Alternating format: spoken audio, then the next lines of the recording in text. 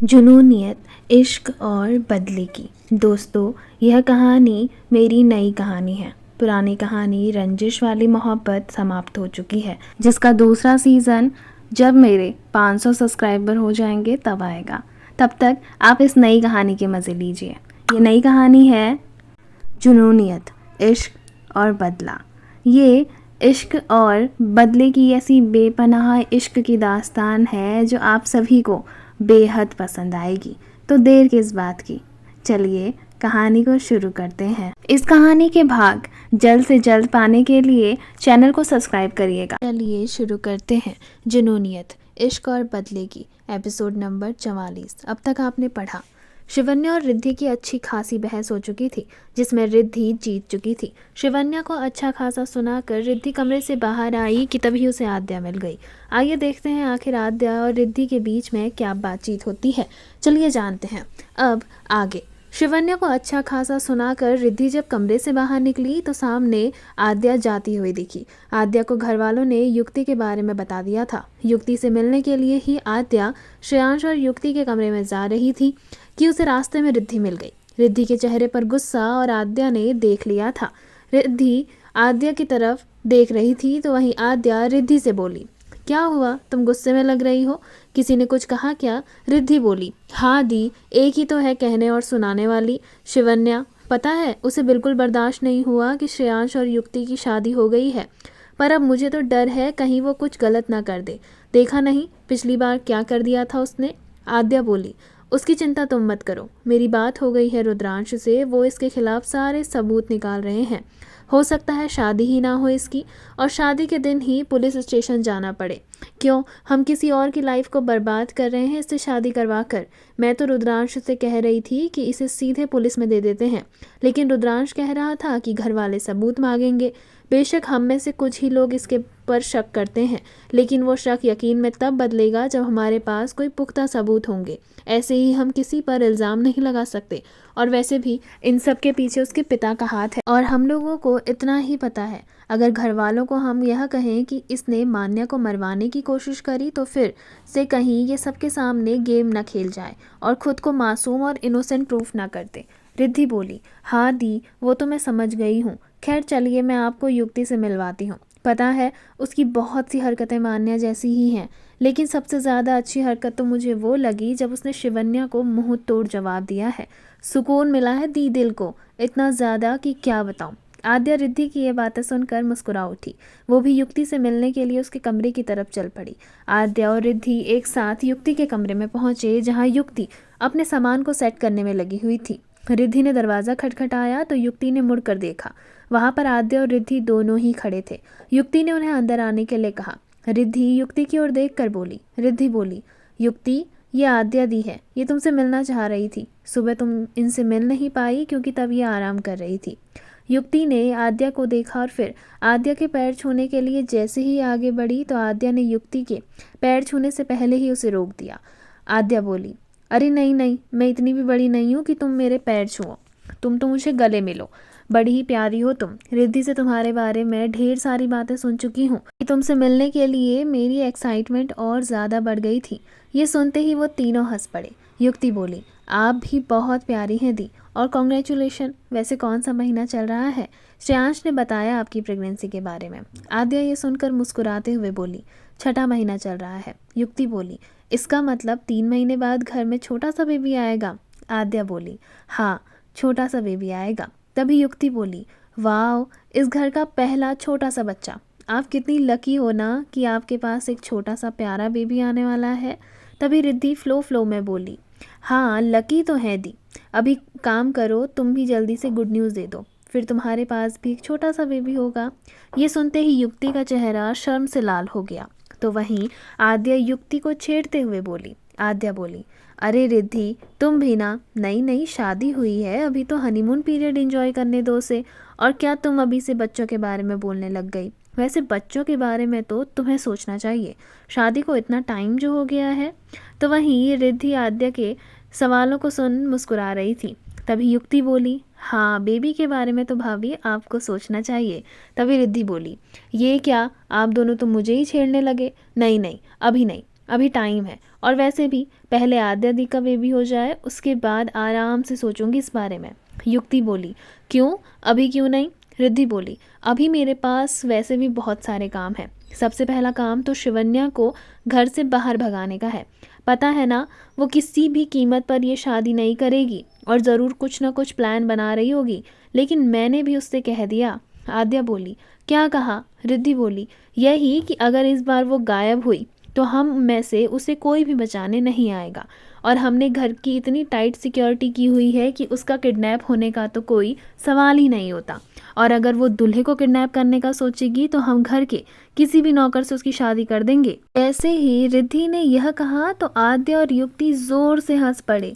युक्ति बोली, ये बढ़िया था, वैसे ये आइडिया बहुत सही है। क्यों भाभी, सही कह रही हूँ ना मैं? आद्या ने जैसे ही युक्ति के मुंह से खुद के लिए भाभी सुना तो वह हैरान थी। आद्या बोली, क्या कहा तुमने मुझे? युक्ति को अचानक ध्यान आया कि उसने फ्लो में क्या बोल दिया, तो वो थोड़ा घबराते हुए बोली। युक्ति बोली, वो मैं दी बोलना चाह रही थी, गलती से मेरे मुंह से भाभी निकल गया। रिद्धि भाभी को भाभी भाभी बोल रही हूँ ना तब, सॉरी दी। आद्या बोली, कोई बात नहीं। युक्ति बोली, पर आप भाभी बोलने में ऐसे चौंकी क्यों? तो वहीं आद्या बोली, तुमने जब भाभी बोला तो मुझे मान्या की याद आई, वो भी ऐसे ही बोलती थी। अच्छा, अब मैं अपने रूम में जा रही हूँ, तुम आराम करो अभी, वैसे भी ट्रैवल करके थक गई होगी। इतना कहकर आद्या वहाँ से चली गई। वहीं उसे जाता देख युक्ति रिद्धि से बोली।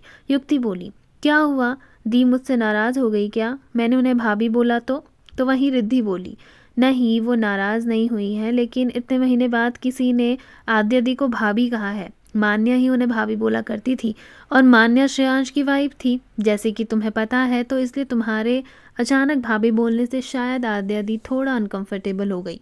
खैर कोई बात नहीं, मुझे पता है तुम्हारा भाभी बोलने के पीछे ऐसा कोई बड़ा इंटेंशन नहीं था, पर क्या है ना, जब से मान्या गई है तब से आद्या दी ज़्यादा किसी से बातचीत नहीं करती, और किसी स्ट्रेंजर से तो बिल्कुल भी नहीं, तो तुम थोड़ा ध्यान रखना। और वैसे भी शाम को जीजू आने वाले हैं आद्या दी को ले जाने के लिए, तो मान्या की जगहों में तुमको श्रेयांश की वाइफ देखकर अगर वो कुछ बुरा भला बोले तो प्लीज़ माइंड मत करना। देखो, वो अपनी बहन से बहुत प्यार करते थे, बहुत ज़्यादा प्यार, और अचानक श्रेयांश का उनसे शादी करके आ जाना, उनको ये लगेगा कि कहीं श्रेयांश मान्या को भूल तो नहीं गया। मैं मानती हूँ कि तुम्हारी और श्रेयांश की शादी बहुत जल्दबाजी में हुई है, और बहुत सी चीज़ें तुम दोनों को फेस करनी पड़ेंगी। जितना हो सके जीजू साहब से थोड़ा ही दूर रहना, मतलब अगर वो कुछ कहें तो उनसे उल्टा मत बोलना, बस यही कह रही हूँ। रिद्धि थोड़ा घबरा रही थी, ये बोल रही थी, तो ये सुन युक्ति बोली। तभी युक्ति बोली, हाँ भाभी, मैं समझ गई, आप घबराइए मत, मैं समझ सकती हूँ वो अपनी बहन से बहुत प्यार करते हैं, और अचानक अपनी बहन की जगह में मुझे श्रेयांश की वाइफ देखकर ऑब्वियसली मैं होती उनकी जगह तो मैं भी चौंकती और गुस्से से भर जाती। युक्ति फिर बोली, आप चिंता मत करिए, मैं सब संभाल लूँगी। ये सुनकर रिद्धि युक्ति के सर पर हाथ फेरते हुए बोली। रिद्धि बोली, युक्ति, इस घर ने अपने आप को बिखेर कर बहुत मुश्किल से समेटा है, और शिवन्या की वजह से एक बार हम अपना सब कुछ खो चुके हैं, और तुम प्लीज़ आद्या दी के सामने बच्चे के बारे में ज़्यादा बातचीत मत करो। दरअसल आद्या दी का बेबी पहला बच्चा नहीं है, बल्कि पहला बच्चा तो हमारी मान्या का होने वाला था, और उस एक्सीडेंट में हमने मान्या और इस घर के वारिस को हमेशा हमेशा के लिए खो दिया। तभी युक्ति बोली, भाभी, क्या मान्या की लाश घर वालों को मिली? रिद्धि बोली, नहीं, लाश तो नहीं मिली, हमने खोजबीन करने की बहुत कोशिश करी थी, पर फिर पुलिस ने ये कहा कि हो सकता है लाश बहते बहते कहीं दूर निकल गई हो, या फिर किसी जंगली जानवर का शिकार हो गई हो, इसलिए उन्होंने इन्वेस्टिगेशन बंद कर दी। तभी युक्ति बोली, जब मान्या की लाश ही नहीं मिली तो क्या पता वो अभी भी जिंदा हो? तो वहीं ये बात सुन रिद्धि बोली, श्रेयांश तो इसी उम्मीद पर जिंदा है, पर शिवन्या ने अगर अपनी चाल न चली होती, तो उसने दादी को बहलाया फुसलाया ना होता, तो श्रेयांश अभी भी मान्या को ही ढूंढ रहा होता। दादी की कंडीशन के अकॉर्डिंग श्रेयांश को जल्दी में शादी करनी पड़ी। वैसे उसने तुम्हें सब कुछ बताया होगा, इतना तो मुझे यकीन है श्रेयांश पर, लेकिन अब इतना कहूँगी कि तुम दोनों एक रिश्ते में बंध चुके हो। पुरानी बातों को भूलना ही ठीक है, ना मान्या वापस आने वाली है और ना ही बीती बातें वापस आने वाली हैं, तो बेहतर होगा कि तुम अपने आने वाले कल पर और आज पर ध्यान दो। इतना कहकर रिद्धि जाने ही वाली थी कि तभी युक्ति पीछे से बोली। युक्ति बोली, भाभी, अगर मान्या वापस आ गई तो क्या आप लोग उसे अपनाएंगे? जैसे ही रिद्धि ने ये सुना तो वह युक्ति की ओर देखकर थोड़ा हैरानी से बोली, रिद्धि बोली, तुम्हें ऐसा क्यों लगता है कि मान्या वापस आएगी? हम सब उम्मीद छोड़ चुके हैं। इन 6 महीने को हमने कैसे गुजारा है हम जानते हैं। मान्या को वापस आना होता तो मान्या कब का वापस आ चुकी होती। तभी युक्ति बोली, क्या पता उसकी कोई मजबूरी रही हो इसलिए वो वापस ना आ पाई हो। तो वहीं रिद्धि बोली, मान्या अगर वापस भी आती है तब भी हम तुम्हारे साथ हैं। हम तुम्हारे साथ कोई गलत नहीं होने देंगे। और उस समय हमें मान्या की भी सिचुएशन सुननी पड़ेगी कि वह किस हालत में थी इन 6 महीनों में। युक्ति ने जैसे ही यह सुना तो वह रिद्धि के गले लग गई और बोली, रिद्धि बोली, आप बहुत अच्छी हैं भाभी, हमेशा यूं ही मेरा साथ देना। रिद्धि बोली, तू भी बहुत अच्छी है, तुझे देखकर तो बिल्कुल मान्या वाली फीलिंग आती है मुझे। वहीं युक्ति मुस्कुराते हुए बोली, तो आप मुझे मान्या ही समझ लीजिए। रिद्धि बोली, इसमें समझना क्या है, कभी कभी तो लगता है कि तू ही मान्या है। खैर बहुत हुई मजाक मस्ती, अब तो आराम कर, मैं जा रही हूँ। इतना कहकर रिद्धि वहाँ से चली गई। तो वहीं रिद्धि को जाता देख युक्ति खुद से ही बोली, युक्ति बोली, यह आपका कोई भ्रम नहीं है कि मैं कोई और हूँ। मैं ही आप सबकी मान्या हूँ।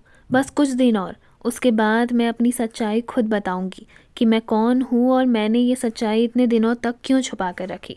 शाम हो चुकी थी। सभी लोग घर में हॉल में इकट्ठा इंतजार कर रहे थे कि कब शिवन्या को देखने के लिए लड़के वाले आएंगे। लेकिन अभी तो वहाँ शार्विल, काव्य और रुद्रांश का आना बाकी था। दरअसल रुद्रांश अपने दादाजी और दादी जी दोनों के ही साथ आ रहा था। थोड़ी देर में रुद्रांश अपनी फैमिली के साथ पहुंच गया। सभी लोगों ने मिलकर एक दूसरे का हालचाल लिया। वहीं दादाजी और दादी जी थोड़ा उदास थे। जब से उन्हें श्रेयांश की शादी के बारे में पता चला था तब से दादी जी थोड़ा नाराज भी थी और दुखी भी, क्योंकि वो श्रेयांश को इतनी जल्दी मूव ऑन होता देख खुश नहीं थी। उन्हें यही लग रहा था कि श्रेयांश ने मान्या को धोखा दिया है और उसकी जगह किसी और को दे दी। दादी जी का गुस्सा कोई महसूस करे या ना करे, लेकिन शिवांगी ने महसूस कर लिया था। शिवांगी और शिवांश ने आपस में बातचीत करके जब दादी जी के मूड के बारे में डिस्कशन किया तो शिवांश शिवांगी को समझाते हुए बोला, शिवांश बोला, शांत हो जाओ शिवांगी, मैं जानता हूँ तुम्हारे दिमाग में अनगिनत ख्याल चल रहे हैं अभी, लेकिन अगर तुम अभी से घबरा जाओगी तो दादी जी को कौन संभालेगा। और वैसे भी कहीं ऐसा ना हो जाए दादी जी गुस्से में युक्ति को ही कुछ उल्टा सीधा सुनाने लगे, इसका तुम्हें ध्यान रखना होगा। तभी शिवांगी बोली, मैं भी इस बात से डर रही हूँ कि कहीं युक्ति को कोई बात बुरी ना लग जाए। दादी जी को तो हम समझा लेंगे, उनके साथ हम कई समय से रह रहे हैं, लेकिन युक्ति, उसके लिए ये सब कुछ नया है। शिवांश बोला, चिंता मत करो, सब ठीक होगा। तो युक्ति को बुला कर लाओ तुम। इतना सुनते ही शिवांगी युक्ति के कमरे में चली गई जहां युक्ति तैयार होकर बैठी हुई थी। शिवांगी युक्ति को लेकर नीचे आई, उसने सभी से आशीर्वाद लिया और जब वह दादी जी और दादाजी के पास आशीर्वाद लेने आई तो दादी जी युक्ति को देखकर हैरान थी। न जाने क्यों दादी जी को जो अब तक गुस्सा थी वह अचानक ही युक्ति को देखकर गले लगाते हुए बोली। दादी जी बोली, मेरी मान्या तू आ गई, कहाँ थी मेरी बच्ची, तुझे अपनी दादी का बिल्कुल ख्याल नहीं आया। कोई कुछ समझ पाता उससे पहले ही दादाजी भी युक्ति को देखकर भावुक हो गए। घर वाले अब हैरान थे। तभी शिवांगी बोली, माँ जी ये युक्ति है, श्रेयांश की वाइफ। दादी जी बोली, ये युक्ति नहीं, ये मेरी मान्या है। इतना सुनते ही शिवांगी मुस्कुराते हुए बोली, हाँ हाँ यही आपकी मान्या है, बिल्कुल मान्या जैसी है, चुलबुली बातों में मीठापन और सबसे प्यार भरा व्यवहार।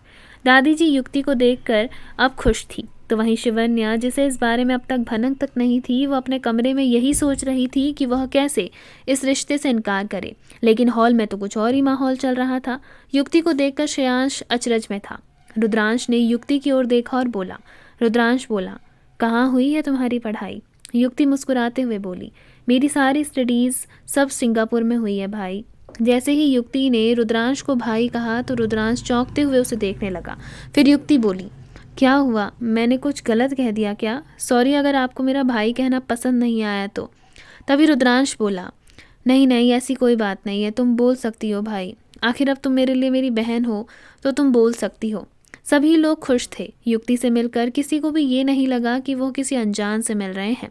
वहीं श्रेयांश युक्ति की इतनी जल्दी सबसे घुलने मिलने को देखकर हैरान था, पर फिर भी वो खुश था कि बहुत ही जल्द युक्ति ने सबके दिलों में अपने लिए एक जगह बना ली। किसी को ये नहीं लग रहा था कि उसके और युक्ति के बीच में कुछ नहीं है।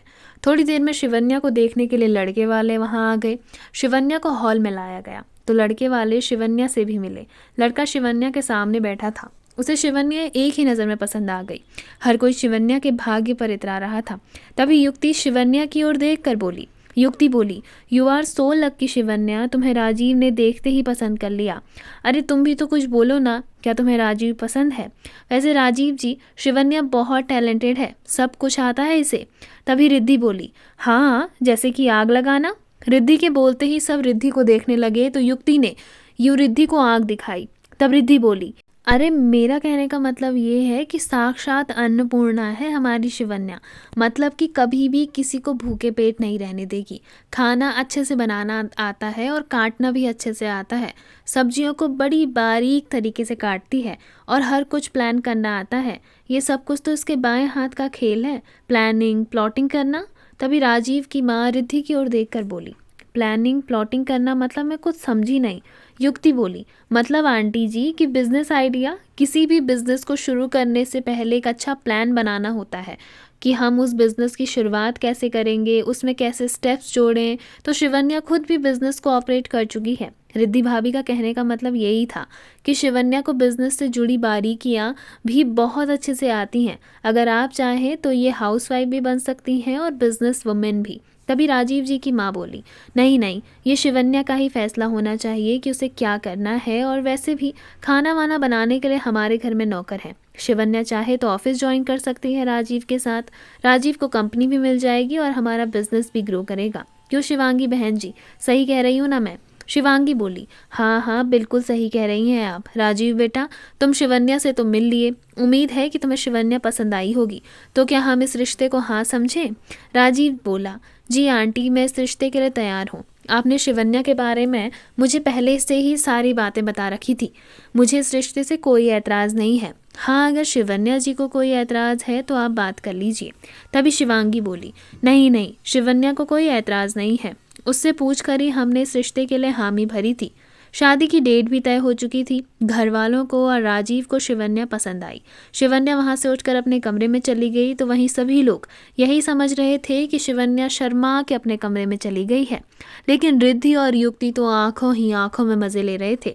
रिद्धि युक्ति के पास आई और कान में धीरे से बोली। रिद्धि बोली, लगता है बेचारी कुछ ज़्यादा ही शर्मा गई। युक्ति थोड़ा हंसते हुए बोली, हाँ भाभी, नई नई दुल्हन है ना, शर्माना तो बनता है। खैर इस बार तो मैं इसे कैसे भी करके घर से बाहर निकाल कर रहूँगी। बहुत हो गया तमाशा, इसके चक्कर में लाइफ एंजॉय ही नहीं कर पा रहे हैं हम। रिद्धि बोली, हाँ हाँ, तुम्हें तो हनीमून शिवन्या की शादी के बाद ही भेजेंगे हम। युक्ति बोली, क्या भाभी, आप भी ना जब देखो छेड़ती रहती हो। तभी रिद्धि बोली, मैं तुझे नहीं छेड़ूंगी तो किसे छेड़ूंगी? और वैसे भी रुद्रांश भाई भी आजकल कुछ कम नहीं है, किसी के साथ तो चल रहा है इनका। युक्ति ने ये सुना तो वह हैरानी से बोली। युक्ति बोली, क्या सच में? युक्ति ने ये बात इतनी ज़ोर से कही कि सभी लोग युक्ति को देखने लगे। युक्ति को यह एहसास हुआ कि उसने ज़ोर से क्या बोल दिया तो वो बोली। युक्ति बोली, सॉरी एवरीवन, वो मुझे अचानक कुछ ध्यान आ गया। सो आप लोग कंटिन्यू करिए, मैं आप लोगों के लिए चाय नाश्ते का इंतज़ाम करती हूँ। इतना कहकर युक्ति किचन की ओर चली गई तो वहीं रिद्धि भी सबको कैरी ऑन कहते हुए किचन की ओर आ गई। युक्ति और रिद्धि इस समय किचन में अकेले थे। रिद्धि किचन में आ चुकी थी। उसने देखा युक्ति किचन में अपनी हंसी को कंट्रोल करने की कोशिश कर रही है। रिद्धि को वहां आता देख युक्ति बोली, अब बताओ भाभी, क्या सचमुच आपने जो कुछ भी कहा वो सच है?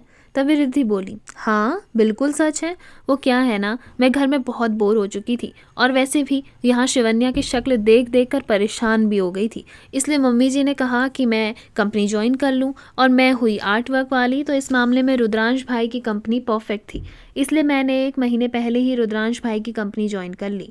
तो मैं भाई के साथ ही उनकी कंपनी में काम कर रही थी। पता है, उनकी कंपनी में एक लड़की है जिसके साथ रियांश भाई की बिल्कुल भी नहीं बनती है, लेकिन वो दोनों जब लड़ते हैं तो क्यूट लगते हैं। क्या बताऊं, मैंने तो फ़ोटो भी खींच रखी हुई है उनकी। इतना कहकर रिद्धि ने अपना फ़ोन निकाला और फ़ोन पर वो तस्वीर मान्या को दिखाने लगी। तभी युक्ति बोली, क्या ये वही लड़की है? तो वहीं रिद्धि बोली, हाँ, पर तू तो ऐसे बोल रही है जैसे तू इसे जानती है। युक्ति ने फ्लो में कहा, अरे क्यों नहीं जानती हूँ, बेशक जानती हूँ, साथ पढ़ रखा है हम दोनों ने। इसे मुझसे ज़्यादा अच्छे से कोई जान ही नहीं सकता है। ये मेरी बचपन की दोस्त अदिति है। जैसे ही युक्ति ने ये कहा तो रिद्धि बोली, हाँ बचपन की दोस्त तो है, लेकिन तुम्हारी कैसे हो सकती है? तुमने तो सिंगापुर में पढ़ा है, इसने तो अपनी आधी स्टडी इंडिया में की है, और बचपन की दोस्त तो ये ज़रूर है। लेकिन तुम्हारी नहीं, मान्या की। क्यों मान्या, सही कह रही हो ना मैं? युक्ति फ्लो में बोली। बिल्कुल सही कह रही हैं आप भाभी। अचानक युक्ति को ध्यान आया कि उसने क्या कह दिया है। वो रिद्धि की ओर घूर कर देखने लगी। तभी रिद्धि बोली, तुम्हें क्या लगा था कि मैं तुम्हें पहचान नहीं पाऊंगी? तुम्हें मैं सुबह देखते ही पहचान चुकी थी, इसलिए तो ये तस्वीर दिखाकर कंफर्म किया। क्यों किया मान्या तुमने ऐसा? घर वालों से सच छुपाया और मुझे भी नहीं बताया। मैं तो तुम्हारी बेस्ट फ्रेंड थी ना, हर बात मुझे तुम आकर बोलती थी, और इतनी बड़ी बात नहीं बोली तुमने मुझसे, क्यों? रिद्धि ये बोलते बोलते गुस्से में आ चुकी थी। युक्ति बोली, भाभी ऐसी कोई बात नहीं है, मेरी बात तो सुनिए। तभी रिद्धि बोली, मुझे कुछ नहीं सुनना, अब जो सुनना होगा वो सबके सामने होगा। मैं अभी जाकर सबको बताऊंगी कि तुम कोई युक्ति नहीं, तुम मान्या हो, हमारी मान्या। तुम्हें पता है तुम्हारे यूँ सच छुपाने से कितनों की जिंदगियों पर असर हो रहा है? ये बोलकर रिद्धि गुस्से में किचन से जाने ही वाली थी कि तभी युक्ति बोली, भाभी आपको मेरी कसम, आप किसी को कुछ नहीं बताएंगी कि मैं यहाँ किस मकसद से आई हूँ। तभी रिद्धि बोली। जैसे ही युक्ति ने ये कहा तो रिद्धि बोली, किस मकसद से आई हो तुम? मुझे सारा सच बताओ। युक्ति ने ये सुन एक लंबी गहरी सांस ली। वो समझ चुकी थी कि अब रिद्धि से झूठ बोलने का कोई फायदा नहीं है। युक्ति बोली, भाभी आपको तो पता है ना शिवन्या, उसी की वजह से मैं और श्रेयांश एक दूसरे से दूर हुए। बस जब मुझे होश आया तब से मेरा प्लान शुरू हो चुका था शिवन्या से बदला लेने का।